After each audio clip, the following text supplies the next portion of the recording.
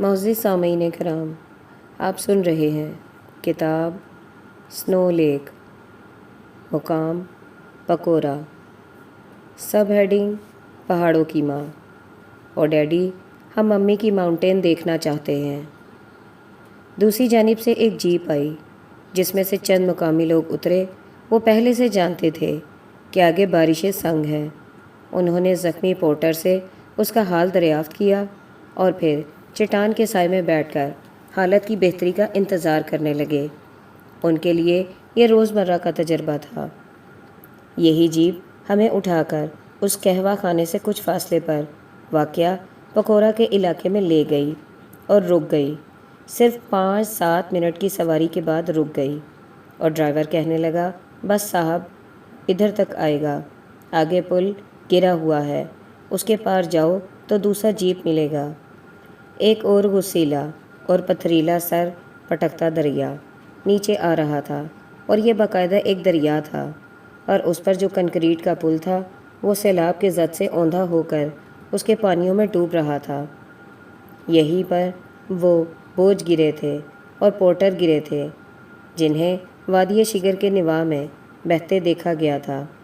ہم اس مسمار شدہ پل پر سے بازیگروں کی طرح دونوں ہاتھ ہوا میں بیلنس کرتے آسانی سے گزر گئے، لیکن ذرا آگے دریا کی ایک شاخ جو پانیوں میں کنکریٹ کے گرنے سے ذرا الگ ہو کر بہنے لگی تھی، جو نہایت تیز طبیعت والی اور جھاگ اڑاتی ایسی تھی کہ دن کو اپنی پھوار سے دھند آلود کرتی اور دھوپ کو سیاہ کرتی تھی، اس پر مقامی لوگوں نے آج ہی اجتماعی طور پر ایک عارضی پل تعمیر کیا تھا جس پر سے مقامی لوگ ہی گزر سکتے تھے۔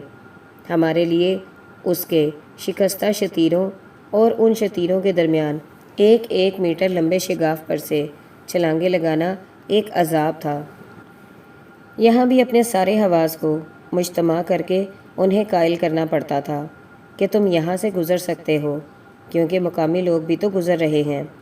صرف توازن قائم رکھو، بدن کی بے طرح کپکپاہٹ کو کنٹرول میں رکھو، نیچے شوکتے پانیوں کو نہ دیکھو، بس اتنی سی بات ہے۔ آج تو دن ہی عذاب والا تھا۔ پہلے گندک کی چٹان سے ہم آغوشی، پھر برالڈو کے پار سے ڈائنامائٹ کی گولہ باری، پھر سلائڈ پر بھاگتے اللہ اللہ، اور اب یہ۔ لیکن یہ امتحان ان کی نسبت بے حد آسان تھا۔ پل کے پار ہوئے تو وہاں ٹول ٹیکس وصول کیا جا رہا تھا۔ آپ کتنے لوگ ہیں؟ پورٹرز کے علاوہ ہم 5 ٹیم ممبرز ہیں۔ 15 روپے فی شخص کرایہ ہوگا۔ برا نہ مانیے گا، ہم نے پل بہت مشقت سے اور بہت خرچہ کر کے بنایا ہے۔ ہم اس لینڈ سلائڈ کے بعد اس قسم کے عارضی پل کی نسبتاً حفاظت میں سے گزرنے کے لیے 1500 روپے بھی ادا کر سکتے تھے۔ میں نے خزانچی خالد ندیم کو اشارہ کیا کہ فوراً ادائیگی کی جائے۔ خالد پل پر تعینات 2 مقامی نوجوانوں کے پاس گیا اور کچھ مذاکرات کیے، پھر وہ دونوں میرے پاس آ گئے۔ صاحب، میرا نام نثار حسین ہے، ان میں سے ایک نے نہایت پرخلوص دست پنجہ لیتے ہوئے کہا۔ ہم آپ کو پہچان گیا ہے کہ آپ کون ہیں۔ آپ ہمارے علاقے کے بارے میں کتابیں لکھتا ہے تو آپ سے پیسے نہیں لے گا، آپ کے لیے فری۔ میں نے ایک تھکا ہوا سا احتجاج کیا، نہیں آپ مہمان ہیں۔ بعد میں نے خالد سے پوچھا تو کہنے لگا، سر جی، اسلام آباد سے اسکردو بائی روڈ آنے سے مہم کی مالی حالت ذرا مخدوش ہو چکی ہے، اس لیے میں نے آپ کے نام کو تھوڑا سا فروخت کر لیا۔ سر اتنا فائدہ تو ہونا چاہیے۔ گویا اس نے مجھے پہچان لیا تھا۔ پہلے تو نہیں پہچانتا تھا، پھر میں نے تھوڑی سی مدد کر دی۔ تھینک یو پکورا کے نثار حسین۔ پکورا پل کے پار پھر وہی کھیل شروع ہو گیا۔ جی نہیں، لینڈ سلائڈز اور ٹوٹے ہوئے پلوں کا نہیں، بلکہ جیپ ہاپنگ کا۔ پل کے پار جیپ موجود تھی۔ جیپ میں پہلے سامان لوڈ ہوا، پھر پورٹر خود ہی لوڈ ہو گئے، اور پھر صرف میں اور خالد ندیم ہی لوڈ ہو سکے۔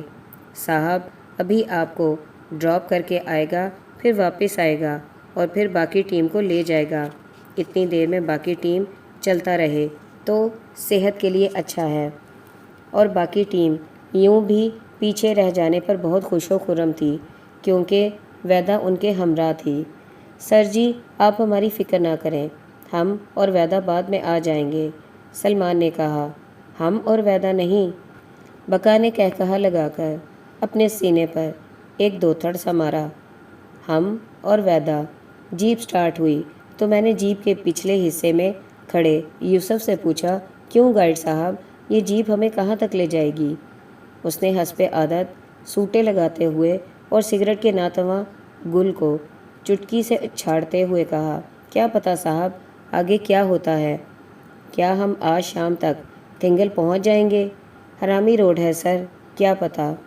نیلے رنگ کی ہماری کارگو جیپ برالڈو گورج کی چٹانوں میں کھدی اسکولے روڈ پر بے احتیاط رفتار کے ساتھ دریا میں کنکر گراتی اڑتی جاتی تھی، لیکن ہم یہ چاہتے تھے کہ اس کی رفتار اور تیز ہو۔ یہ بے شک سچ مچ اڑنے لگے کہ اگر ہم کراکرم کے مسمار ہوتے، مفت کے ملبے سے بچ نکلے تھے تو اس جیپ کو کچھ نہیں ہو سکتا تھا۔ نہ یہ اتنی بلندی سے نیچے بہتے برالڈو میں گر سکتی تھی، نہ کسی چٹان سے ٹکرا سکتی تھی، مختصر یہ کہ اس کا بال بھی باقا نہیں ہو سکتا تھا۔ اگر ہوا تو ایک ہی ہوگا نا۔ یہ ایک جوائے رائڈ تھی، یہ ایک چھٹی کے دن پکنک پر جانے والی جیپ کی طرح خوشگوار اور آزادی کی روح بدن میں پھونکنے والی جیپ تھی جو اڑی جا رہی تھی۔ بلندی سے یکدم جیپ نے اپنی ناک نیچے کر کے ایک غوطہ لگایا۔ ہم نے کچھ دیر خلا میں مولکی کی اور پھر اپنی نشستوں پر آ گرے اور جیپ کے راڈز کو سختی سے تھام لیا۔ غوطہ لگانے سے جیپ برالڈو کے کنارے پر آ گئی اور وہاں ایک خوبصورت پل سالم حالت میں موجود تھا، چنانچہ ہم اس کے پار چلے گئے۔ دوسری جانب پھر ایک چڑھائی تھی جس پر جیپ پہلے گیئر میں بھی پیچھے کھسکتی تھی۔ اس لڑھکتی بلندی پر جیپ احتجاج کرتی کسی بھی لمحے پیچھے لڑھک جانے کی کیفیت میں آہستہ آہستہ اوپر چڑھنے لگی۔ ایک چٹان کے عین سامنے جا کر وہ دائیں جانب مڑ رہی تھی۔ جب میں نے چٹان میں نصب شدہ ایک تانبے کی تختی کو دیکھا جو برالڈو درے کی پچھلی پہر کی دھوپ سے چمکتی تھی۔ یہ کیا ہے منظور؟ میں نے ڈرائیور سے پوچھا۔ میں منظور نہیں ہوں صاحب، سوری، تم تو اشرف ہو۔ میں اشرف بھی نہیں ہوں صاحب، وہ مسکرانے لگا۔ میں مراد علی ہوں۔ دراصل ہم پچھلے 2 دنوں میں اتنی جیپیں بدل چکے تھے کہ ڈرائیوروں کے نام گڈمڈ ہو رہے تھے۔ سوری، تو مراد علی یہ تختی کیا ہے؟ پتہ نہیں صاحب، ذرا 1 منٹ کے لیے جیپ روکو، تمہاری مہربانی۔ اس نے ڈھلوان سے ذرا آگے ہو کر ایک نسبتاً محفوظ مقام پر جیپ روک دی۔ میں نیچے اترا۔ شمالی علاقوں کی ایک خاص سر میں درد کرنے والی مہک آئی جو چٹان کی اگی جھاڑیوں میں سے آ رہی تھی۔ میں چلتا ہوا اس تختی کے عین نیچے جا کھڑا ہوا۔ تانبے کی تختی سیمنٹ کی مدد سے چٹان میں چسپاں کی گئی عجیب سی لگتی تھی کہ وہ ایک قدرتی منظر میں مخل ہو رہی تھی۔ یہ تختی ایلسن ہارگریوز کی یاد میں تھی۔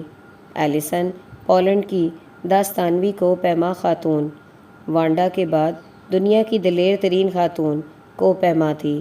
وہ انگریز تھی، 2 بچوں کی ماں تھی اور گرمیوں میں پہاڑوں کی رفاقت کی اسیر ہو جاتی تھی۔ پچھلے برس اس نے تنے تنہا یعنی سولو ماؤنٹ ایورسٹ پر قدم رکھا۔ پھر وہ ایک ناقابل یقین عالمی ریکارڈ قائم کرنے کی خواہش میں کیٹو کی طرف آ گئی۔ کہا جاتا ہے کہ وہ کیٹو کی چوٹی پر پہنچ گئی تھی اور واپسی پر تیز ہواؤں اور برفانی طوفان نے، اور یہ ہوائیں اور طوفان ان باتوں کی پرواہ نہیں کرتے کہ 2 بچے آپ کے منتظر ہیں اور آپ ایک ماں ہیں اور کسی ملک میں آپ کے بغیر ایک چولہا نہیں جلے گا۔ اسی لیے وہ ناقابل یقین برفانی ہواؤں کی زد میں آ کر، ان کی لپیٹ میں آ کر وہیں کہیں گم ہو گئی۔ اگلے برس اس کے 2 بچے اپنے باپ کے ہمراہ اسی راستے سے گزر کر کیٹو کے بیس کیمپ تک گئے تھے، کیونکہ بچوں نے ماں کی موت کے بعد باپ سے کہا تھا، ڈیڈی ہم ممی کا پہاڑ دیکھنا چاہتے ہیں، daddy we want to see mummy's mountain. وہ وہاں گئے۔ کیٹو کے سائے میں بچوں نے ڈرائنگ بکس پر دنیا کی دوسری بلند ترین اور سب سے پرشکوہ چوٹی کی ڈرائنگز بنائیں، اس خیال سے کہ ان کی تصویروں میں کہیں کسی ایک ڈرائنگ میں وہ مقام ہوگا جہاں ان کی ممی برف میں دفن تھی۔ اس ماتمی سفر کے دوران اشرف امان ان کا گائیڈ تھا۔ اشرف نے ہی مجھے بتایا کہ ہم نے ایلیسن کی یاد میں اسکولے روڈ پر ایک تختی نصب کرنے کا فیصلہ کیا۔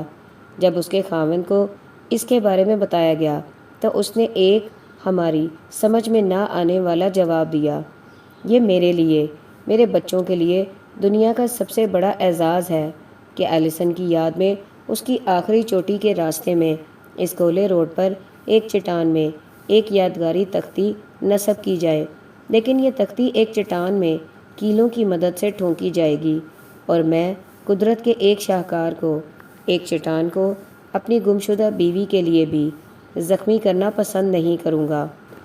چنانچہ ایلیسن کی اس یادگاری تختی کو کیلوں سے نہیں ٹھونکا گیا، بلکہ خاص طور پر سیمنٹ سے نصب کیا گیا تاکہ چٹان زخمی نہ ہو۔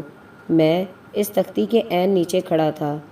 اس پر جو عبارت تھی وہ کیٹو کو مخاطب ہو کر، کیٹو جس کو ماؤنٹ گارڈن آسٹن بھی کہا جاتا ہے اور مقامی زبان میں اسے شگوری پکارا جاتا تھا، اسے مخاطب ہو کر یہ عبارت لکھی گئی تھی: mother of mountains, such wonder you conceive, how can one so small dream of measuring their scale?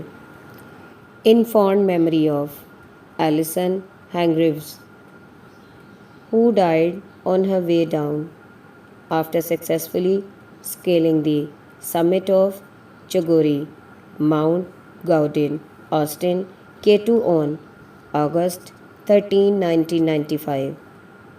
صرف ایک برس پیشتر ایلیسن اسی راستے سے گزر کر پہاڑوں کی ماں کی گود میں گئی تھی اور ابھی تک وہاں ہے۔